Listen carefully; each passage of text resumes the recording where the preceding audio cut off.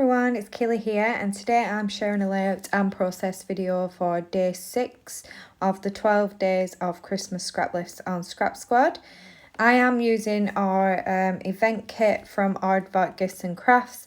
I've added the links in the description below for the shop as well as the Scrap Squad Facebook group.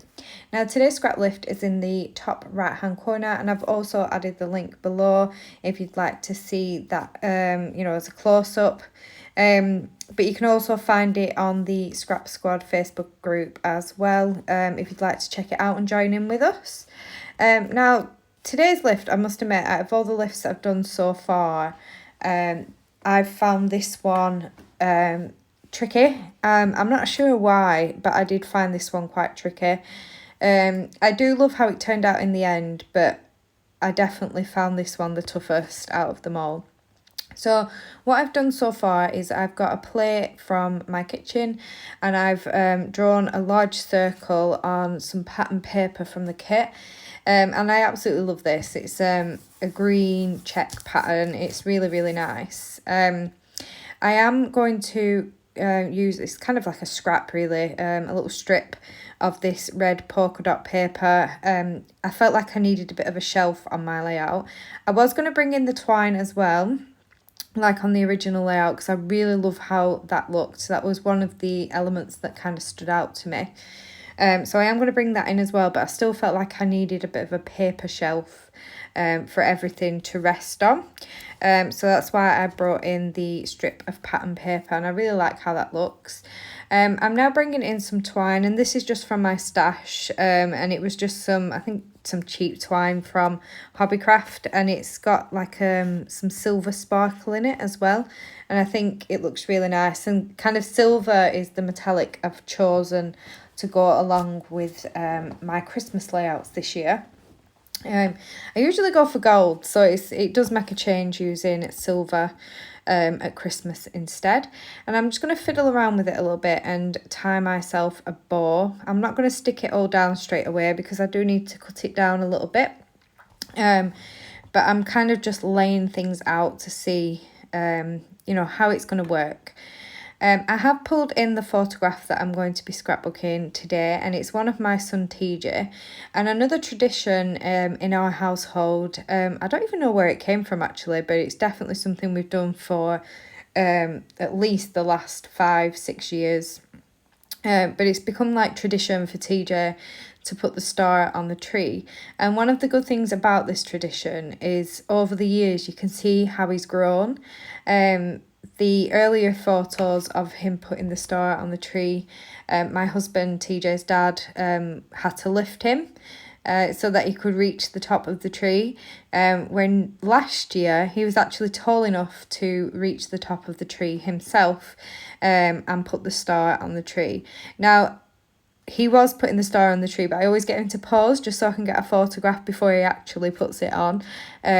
So yeah, this is just a photo of him doing that, and I love that I can document this in my album each year and just see how he's grown and how much he's changed over the years.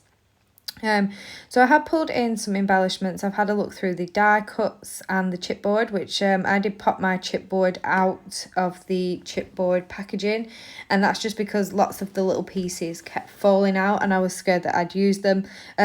So I have popped them in with my die cuts so then nothing goes missing. I pulled out a chipboard Christmas tree. This layout obviously is about putting the star on the tree, so I felt like that was quite fitting for this page. I have pulled out the chipboard circles that spell out the word joy. On the original layout they had a die cut piece that had the word joy next to the photo, and I really like how that looked. And even though the title goes around the circle, it's kind of like a secondary title on the page, which I think is really nice. I have added an arrow pointing towards the star. There is quite a lot of arrow embellishments in this collection, and I think that's quite nice as well. It's something a bit different for Christmas. I did cut out one of the cut apart tags. I think I've used those on every Christmas layout so far. I always use these up with the Simple Stories collections. I think they're fab. I just think it just creates another embellishment, a layering piece that you can tuck in behind your photo, and also some of them have some really nice phrases and icons on. So they make really nice embellishments on layouts. I have added this little radio puffy sticker next to the Christmas tree, and I just think when we decorate our tree, we always have Christmas music playing, so that kind of makes sense for this page. Now I have skipped forward and everything is stuck down. I didn't feel like you needed to watch me stick it all down after watching me lay everything out. I did switch I think I put a little present to the side of the word joy, and I switched it out for a little stocking, and I think that looks really cute, how it looks like it's kind of hanging from the twine. I have got a word sticker on there which says Merry Memories. And now I'm kind of coming in with my title. I really wasn't sure what I was going to do for the title of this page.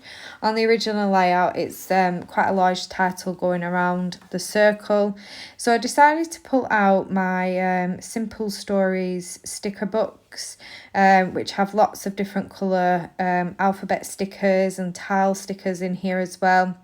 And I found some red ones, and at first I was going to write just the word Christmas along the top, but I do come in with some little blue tile stickers which read It's. So my title for this page is going to be It's Christmas, because definitely once that star is on the tree, it's Christmas. We are ready for everything Christmas. So yeah, I thought that's the perfect title for this layout.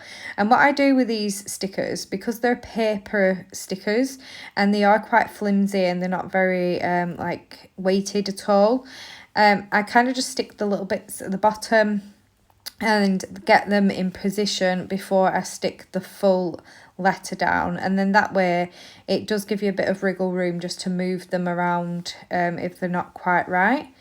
I'm going to come in now with some of the glittery stars that I punched out of the scraps of glitter paper that I've been using throughout my Christmas scrapbooking, and I'm going to add those to my clusters as well. I had to have some stars on this layout because obviously it's all about putting the star on the tree, and I did add a little star on top of the chipboard Christmas tree as well, and I think that looks really, really cute. And then I'm going to finish off this layout with some splatters.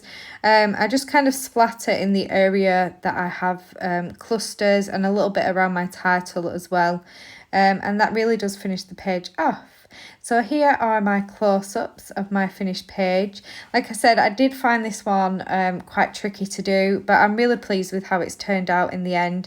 And it's because I didn't put the title around the whole circle, it's left me a little bit of room at the bottom to add some journaling later on when I file my page away. I will be back tomorrow with day 7. Thank you for watching. Bye.